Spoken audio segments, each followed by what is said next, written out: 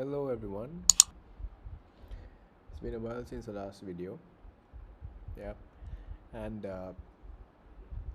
I have an interesting topic for you guys. Now I'm seeing a lot of misinformation regarding dealing ranges. Okay, and now before I get into dealing ranges, uh, you can see this buy over here on Bitcoin. Yeah, I was recording a video for that to post on YouTube, and I had this idea about talking about dealing ranges. Okay, so I'm going to be talking about dealing ranges, and I'm going to be posting the final result as a screenshot at the end of the execution video for this buy position. All right, so I'm going to keep this nice and simple, extremely concise. All right, you guys can do the back testing, you guys can do the work, and as long as you get the aha moment, that's all that matters, right? That's all that matters. Okay, so here we go. All right, now dealing ranges, as we know, again, not mine, not anyone else's, but it is Mr. Michael J. Huddleston's Mr. ICT's, right? So when we are looking at dealing ranges, right, we are effectively looking at two types of dealing ranges. One is a bearish dealing range. Okay, we have a bearish dealing range, and then we have a bullish dealing range. Okay, you can use ranges like this to identify the direction based on structure. All right, now remember about my trading rather is based on price sequences, so I rely on sequences, right? So if you look at this, for a bearish dealing range, okay, for a bearish dealing range, we are looking at number one, a buy side rate, number two, a sell side rate. Okay, now this must be a structural rate, not just any buy side and sell side rate. Okay, it must be a structural rate. Now for those that don't know what a structural rate is, you'll be able to see it when I show you an example or two. Okay, then we have a bullish dealing range. So a bullish dealing range, right? So for a bullish dealing range, what we need to look for a sell side rate and then a buy side rate. And by the way, this is the only time, now this is mentorship level content in mine. Okay, it's extremely specific. I'm not going to go to the extreme specificness or specificities. You know what I mean. I'm not going to go into that deep of the details, no in-depth discussions, right? Just how I look at this, and just to prevent you guys from screwing up with the bullshit that's going on around YouTube. All right, so we need a buy side rate and sell side rate for a bearish dealing range, sell side rate and buy side rate for a bullish dealing range. Right, everything must happen with some measure of speed.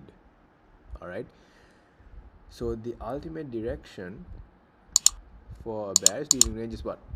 To go down. So bearish. Ultimate direction for a bullish dealing range is obviously what? To go up. Right, to go up. That means we are bullish, obviously. Okay, as simple as that. So how is it gonna look like? Well, we have, for a bearish dealing range, if we have a high, yeah, and then when we have a low, you are looking for price to take out this high and then take out this low that made that high. Okay, that is your bearish dealing range. And remember, now when we apply the range valuation technique that I teach based on the manipulated range, price will have to come into the 50. Okay, like so. All right, then the other side, for bullishness, you are looking for price to have a sell side rate and then a buy side rate, right? So here, a sell side rate and then a buy side rate. Okay, and the manipulated range and your 50 that we speak about there. Okay, that is exactly how you're going to get structural direction, and this is exactly how you can derive some measure of context on a multi-time frame basis. Okay, on a multi-time frame basis. So let's look at some examples on Bitcoin, since we're already on Bitcoin. All right, let's see. Let's take a look at up here. and down here, because there are two opposite examples, right? So over here, right, when we are observing this price action, we can see that when price broke down, it took out multiple lows. So when we are taking out these multiple lows, it's a bit confusing, because then you can see, okay, we are looking at this low and this high, this low, this high, this low, this high. It's a bit confusing, right? So what you'll do is you go to the high time frame, 15 minute for example, and let's see whether this same structure is visible there. Okay, right, so we can see it over here. So this was their actual breakout structure here.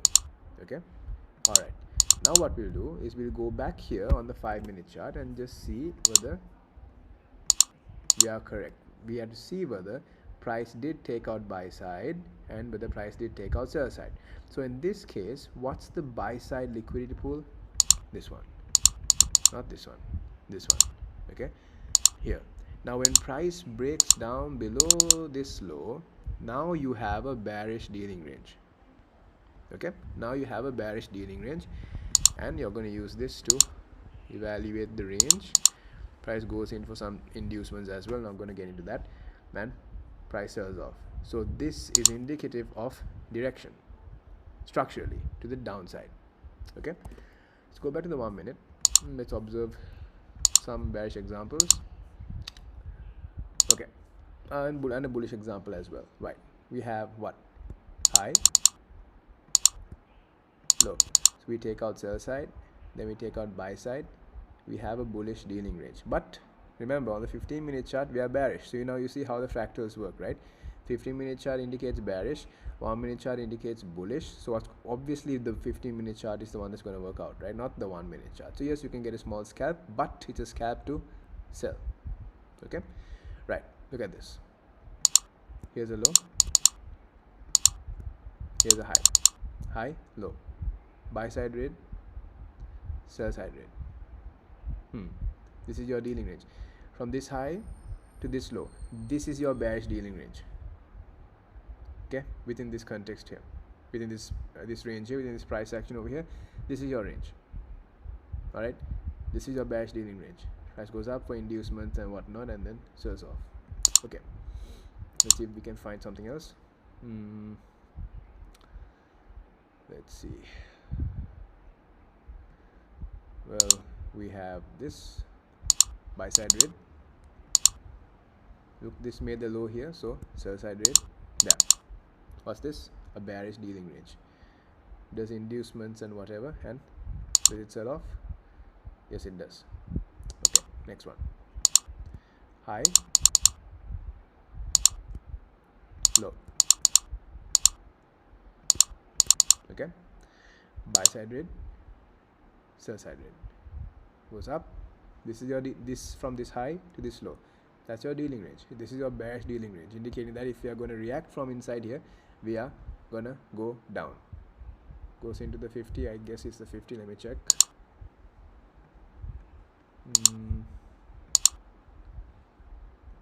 Yep, it completely keeps on revisiting the 50, 50, 50, 50, 50, and then finally drops. Okay, fine. Next, we sell off handsomely, and that brings me to my buy. All right, now here, do I have a bullish dealing range? Yes. Now you see this low is connected to a high all the way up there, so I can use this low here as my sell side rate, and then this here as my buy side rate.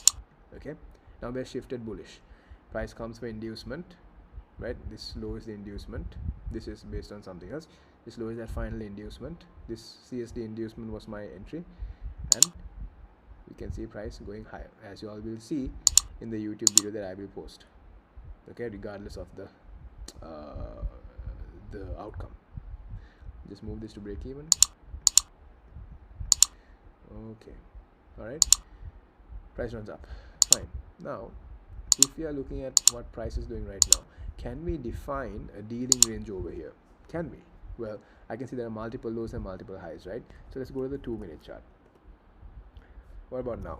Well, I have this low there, and I have this high here. Sell side rate, buy side rate.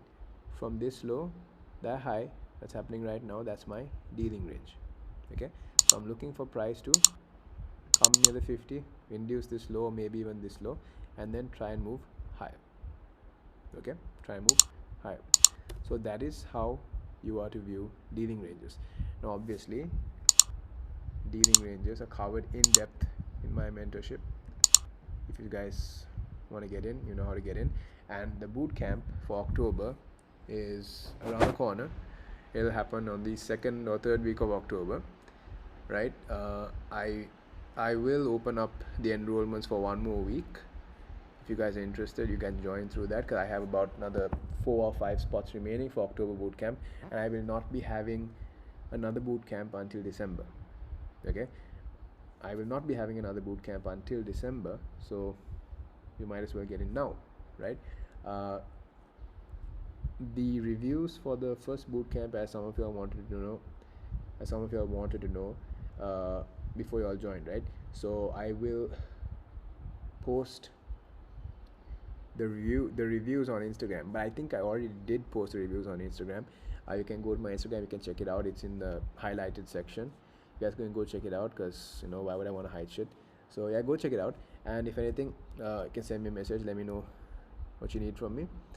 Yeah, all right. So an expectation would be that, you know, once you join the bootcamp, once you join my mentorship, it's not ICT.